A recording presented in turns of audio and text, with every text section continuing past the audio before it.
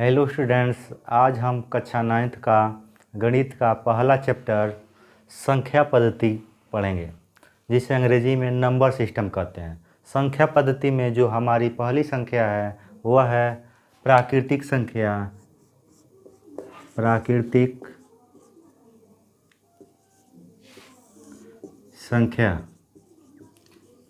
या प्रकृत संख्या। इसे इंग्लिश में नेचुरल नंबर कहते हैं। Natural number. प्राकृतिक संख्या क्या होती है?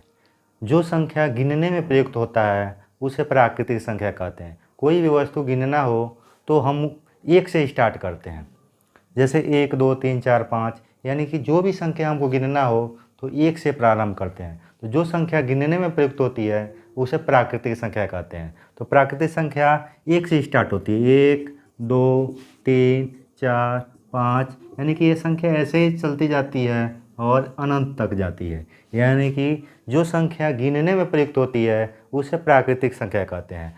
सबसे छोटी प्राकृतिक संख्या 1 होती है और सबसे बड़ी प्राकृतिक संख्या उसे हम ज्ञात नहीं कर सकते हैं, क्योंकि कोई भी प्राकृतिक संख्या है उसे हम नहीं कह सकते हैं कि यह सबसे बड़ी प्राकृतिक संख्या है, क्योंकि कोई भी संख्या आप लेते हैं उसमें हम 1 प्लस कर देंगे तो वह उससे बड़ी प्राकृतिक संख्या हो जाएगी। इसलिए सबसे बड़ी प्राकृतिक संख्या हम ज्ञात नहीं कर सकते हैं, लेकिन सबसे छोटी प्राकृतिक संख्या 1 होती है और बड़ी प्राकृतिक संख्या हम ज्ञात नहीं कर सकते हैं। तो संख्या पद्धति में जो है दूसरी जो संख्या है वह है पूर्ण संख्या। पूर्ण संख्या जिसे हम होल नंबर कहते हैं। Whole number.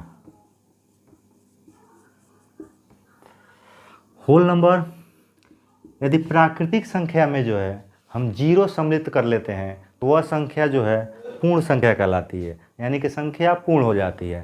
तो पूर्ण संख्या में किसे कहते हैं? यदि प्राकृतिक संख्या में हम 0 सम्मिलित कर लेते हैं तो पूर्ण संख्या हो जाती है। पूर्ण संख्या 0 1 2 3 4 ये भी जो है अनंत तक जाती है, यानी कि सबसे छोटी पूर्ण संख्या जो होती है वह 0 होती है और सबसे बड़ी पूर्ण संख्या हम ज्ञात नहीं कर सकते हैं, क्योंकि इसमें भी 1 नंबर जोड़ देंगे तो जो हो जाएगी सबसे बड़ी पूर्ण संख्या।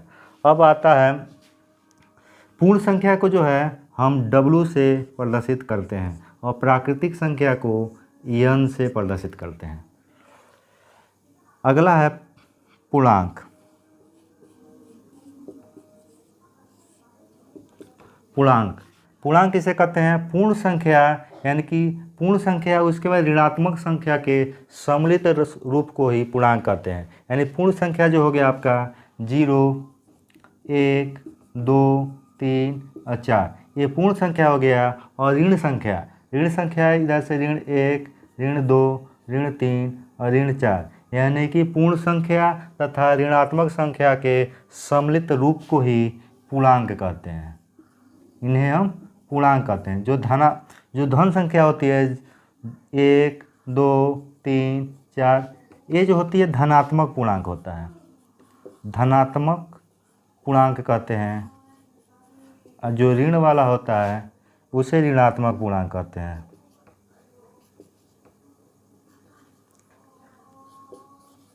वो ऋणात्मक पूर्णांक कहते हैं। परिमेय संख्या।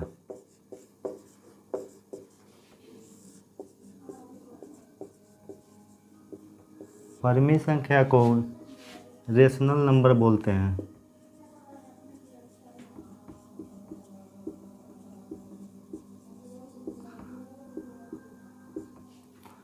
परिमेय संख्या किसे कहते हैं?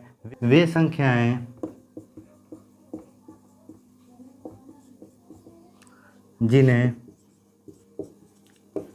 P/Q के फॉर्म में लिख सकें, यानी कि वे संख्या जिन्हें P/Q के रूप में लिखा जाता है तथा P तथा Q क्या हैं? P और Q क्या हैं? पूर्णांक हैं। ये दोनों हैं पूर्णांक हैं, यानी कि वे संख्या हैं जिसे P तथा Q के रूप में लिखा जा सके, जहाँ P तथा Q पूर्णांक है और Q का मान जो होता है वह 0 के बराबर नहीं होता। Q ≠ 0। क्यों Q का मान 0 नहीं होता है? क्योंकि मान लीजिए 2 है, 2 में 0 से भाग देंगे तो वह जो है क्या होगा, अपरिभाषित प्राप्त होता है, अपरिभाषित प्राप्त होता है। 2 में जब हम 0 से भाग देंगे, ठीक है, तो यह अपरिभाषित होगा, ठीक है। तो इसीलिए जो है परिमेय संख्या वे संख्या होती हैं जिन्हें p/q के रूप में लिख सकें, जो p तथा q पूर्णांक है और q का मान 0 नहीं होना चाहिए, वे परिमेय संख्या कहलाती हैं। जैसे 2/3, 4/5, 6/7 ये सब हैं परिमेय संख्याएं। अब जो है हम दो संख्याओं के बीच परिमेय संख्या ज्ञात करना सीखेंगे। मान लीजिए जो है 2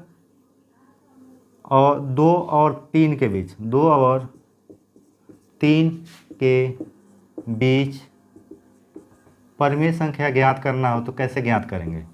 परिमेय संख्या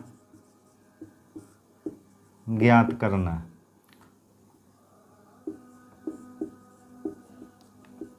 यानी कि दो संख्याओं के बीच जो है अनंत जो है परिमेय संख्या होती है।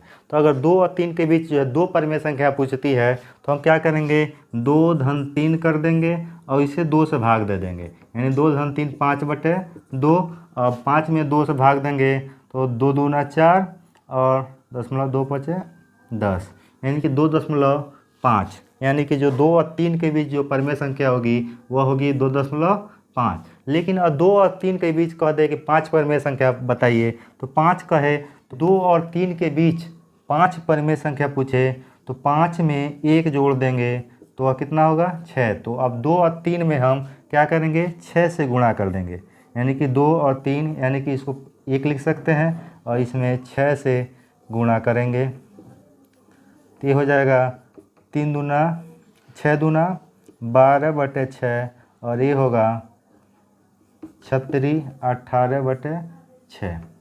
तो ये हो जाएगा 12/6 और 18/6 के बीच हमें जो 5 परिमेय संख्या ज्ञात करना है तो होगा 13/6, 14/6, 15/6, 16/6, 17/6 और ये हो गया 18/6, यानी कि 1 2 3 4 5।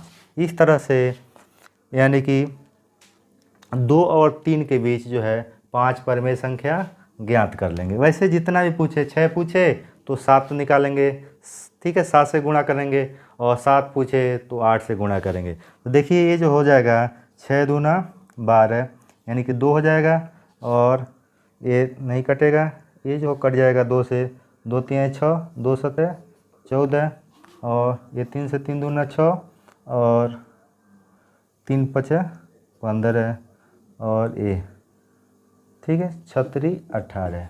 तो यही हो गया 2 और 3 के बीच परिमेय संख्या क्या हो गया, 13/6, 7/3, 5/2, 16/7 और 17/6 और ये 3, ठीक है। ये 2 और 3 के बीच ये 5 परिमेय संख्याएं हो गई।